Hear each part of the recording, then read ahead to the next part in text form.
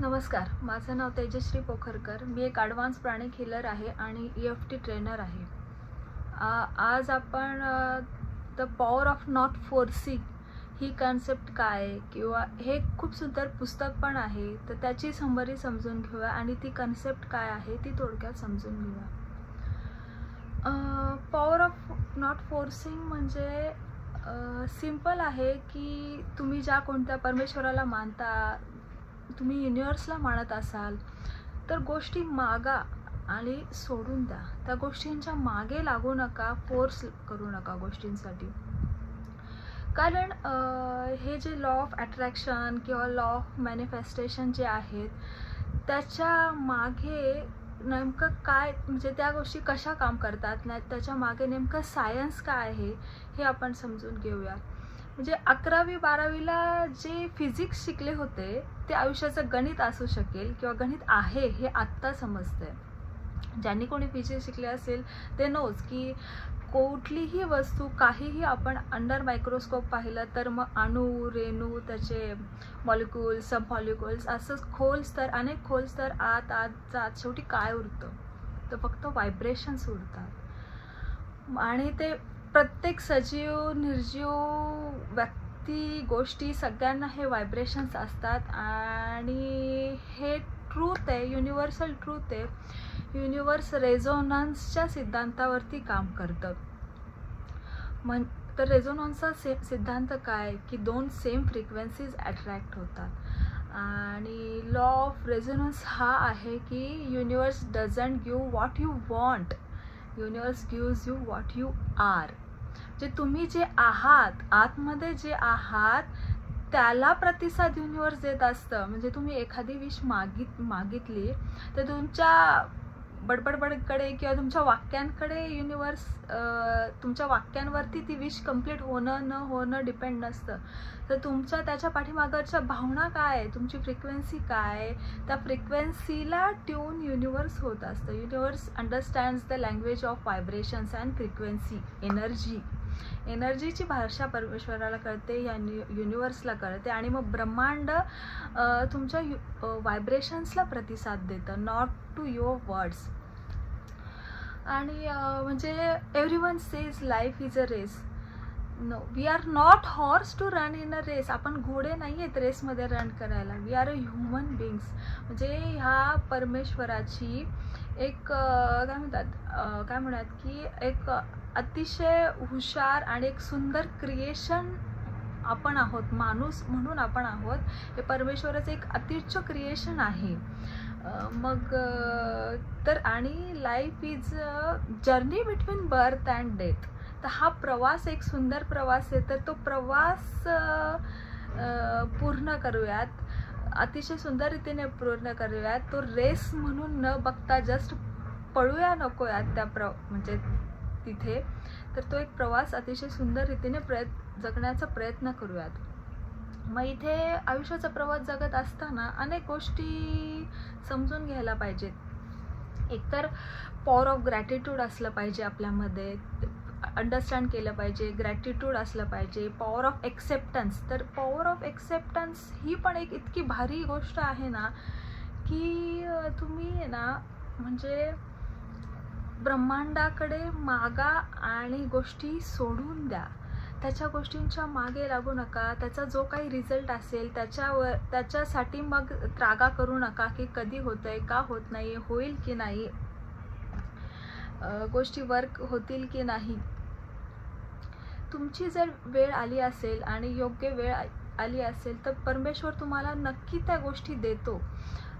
आणि that intelligence power ते आपल्यापेक्षा कैक पटीने हुशार आहे. तर त्या इंटेलिजन्स पॉवरला माहिती आहे की तुम्ही तुमच्यासाठी योग्य काय आहे ते. तर ते तुम्हाला त्यावेळेला त्या वेळेला बरोबर गोष्टी तुमच्या आयुष्यात उपलब्ध करून देणार किंवा तुम्ही बरोबर तशी व्यक्ती, तशा गोष्टी तुमच्या आयुष्यात अट्रॅक्ट करणार. पण त्या गोष्टींच्या मागे लागू नका. आणि अजून एक आहे की हे जे व्हायब्रेशन्स वगैरे, म्हणजे तुकाराम महाराजांना पण तेव्हा कळलं होतं की ते जे म्हणतात ते की आनंदाचे डोही आनंद तरंग. तर तरंग काय म्हणजे व्हायब्रेशन्स, बरोबर. तर ह्या आनंदरूपी म्हणजे ह्या शरीर रूपी डोहामध्ये जर माझ्या आतमध्ये आनंद असेल तर मी बाहेर तो एमिट करू शकेल. जे आत आहे तेच मी बाहेर एमिट करू शकेल. आणि ब्रह्मांड मी जे एमिट करते, जो आनंद एमिट करते मी, त्या आनंदाला ट्यून होणाऱ्या गोष्टी, तशी लोक, तशा गोष्टी माझ्या आयुष्यात मला आणून देईल. पण जर माझा हा शरीररूपी डोह जर मी राग, द्वेष, तिरस्कार, दुःख, गिल्ट, कमतरता, जलसी अशा अनेक निगेटिव्ह भावनांनी जर भरून असेल माझा देह, माझं हे शरीर, माझी बॉडी, माझं मन, आतमध्ये जर ह्याच्यापैकी कुठलीही नकारात्मक भावना माझ्या आत असेल तर मग मी ती बाहेर तेच एमिट करणार, युनिवर्समध्ये मी तेच एमिट करणार. आणि as per the law of the resonance universe मला अशाच गोष्टी आणून देणार की दुःख वाटणाऱ्या, गिल्ट वाटणाऱ्या, कमतरता वाटणाऱ्या अशाच गोष्टी माझ्या आयुष्यात आणून देणार. म्हणून बऱ्याचदा आहे ना खूप सारे व्हिडिओ आहेत की law of attraction, law of manifestation वगैरे वगैरे, पण त्याच्या मागे जो गाभा आहे की ते एक्झॅक्ट म्हणजे 50% गोष्टी वर्कही करतील. तुम्ही जर 369 निकोला टेस्ला टेक्निक वापरली, 555 मॅनिफेस्टेशन टेक्निक वापरली आणि लिहून काढल्या गोष्टी, बऱ्याचदा जसं ते सांगतात 50% वर्क होतील, पण 100% कधीच होणार नाही. कारण त्याच्या मागे तुमची जी भावना आहे त्याला युनिवर्स रेझोनेट करत असतं, नॉट टू युअर वर्ड्स. म्हणजे मी माझा अनुभव शेअर करते की जेव्हा आहे ना आपण, आणि ही जी कन्सेप्ट आहे की I just surrender to the universe and I am just going with the flow of the life. He concept इतकी सुंदर आहे ना. गोष्टी म्हणजे परमेश्वराच्या पायाशी सरेंडर करा आणि just try to go with the flow of the life. तिथे ना कंप्लेन करू नका, तक्रार करू नका. आणि हे जेव्हा दोन गोष्टी तुम्ही स्वीकारता ना आयुष्यामध्ये, असं मॅजिक घडतं ना. आणि अशा गोष्टी युनिवर्स तुम्हाला तुमच्यापर्यंत पोचवतं आणि तुमचं आयुष्य खूप सुंदररित्या बहरायला लागतं, फुलायला लागतं. अजून एक गोष्ट आहे 3 C's. Avoid 3 C's in life. 3 C's का आहेत? Complain, compare and criticise.